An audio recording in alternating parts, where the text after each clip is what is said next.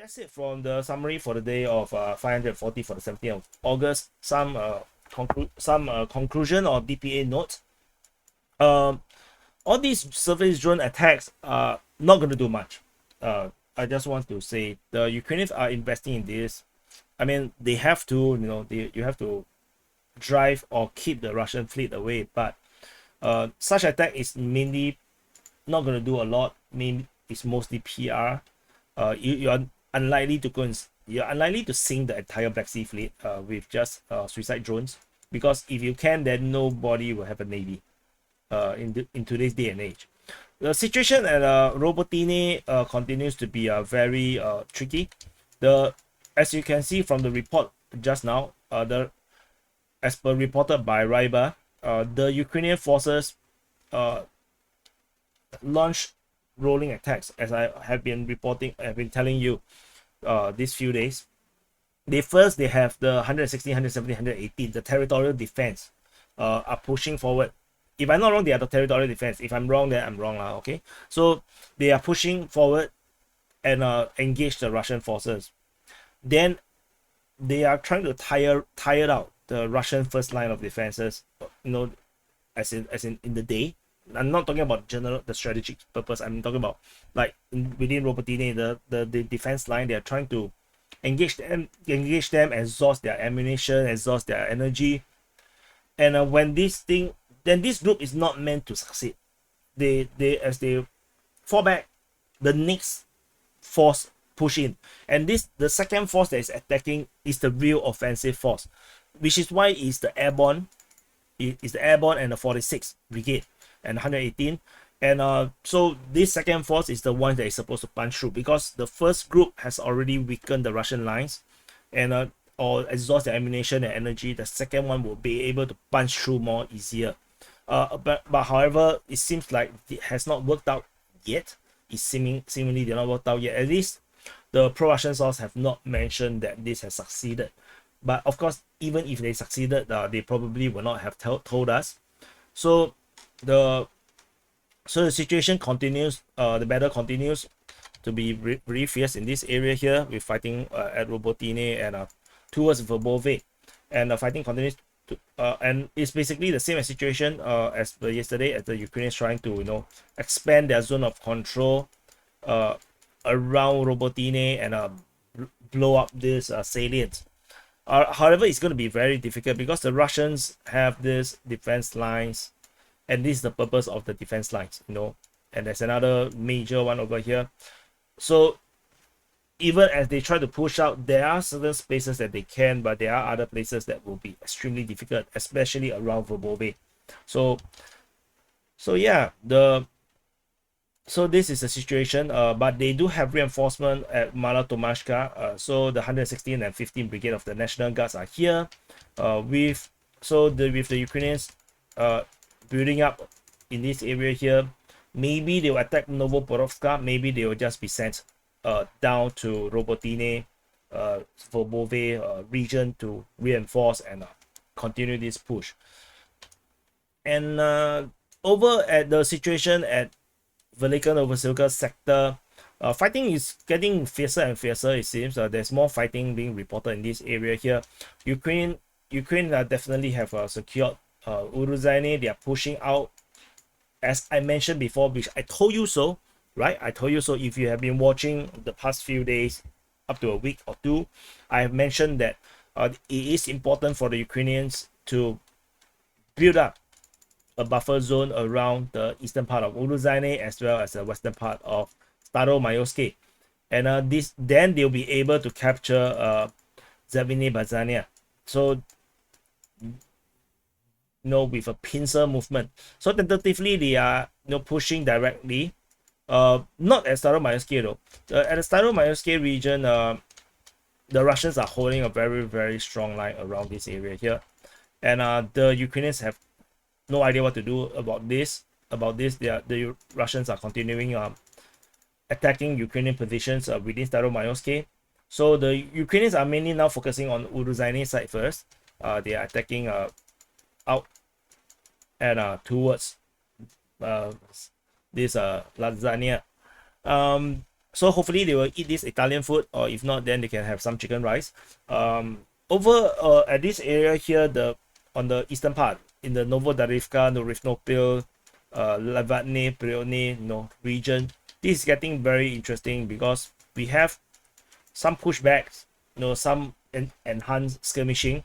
Maybe there is a grouping of Ukrainian forces in this area here. Maybe they are grouping forces in this area that actually attracted Russian fire. Maybe the Ukrainians are planning something big, which is why there is this fighting report, and probably we will see the Ukrainians attacking in this pincer movement and try to capture this buffer zone that I mentioned needed on the western part of Staromaiorske. Fighting is also reported at Prione, so this might actually be related to this, so that they can have a front line that is straightened, which is why they are pushing for Prione. So this could be the reason why we are seeing all these things that is happening around this area here at the western part of Staromaiorske. So it's a very interesting front to look at, I think. So what do you think? Otherwise, I think most of the other front line is pretty pointless.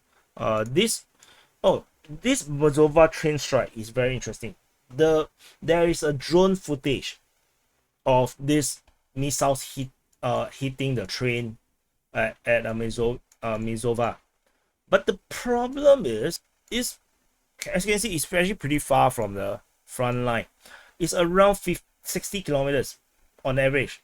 60 kilometers from the front line. And I've just thought it's very interesting, the Russians can have a drone flying this deep into adversary territory, airspace, and to take the drone footage of their missile strike. I don't think I have ever seen this before in this war, that the Russians actually have a drone to verify if their missiles actually hit the target. I think this is the first time I actually see this. Have you seen other things with other such incident or instances? I don't think I have ever seen this before, so I find that very interesting. I mentioned this in the Telegram channel, so probably if you are in the Telegram channel, you probably have seen that. The Bakhmut front is dying. We do have this concentration of forces. Most likely target is still Klishchiivka. Otherwise, yeah, I think this is just going to be Klishchiivka.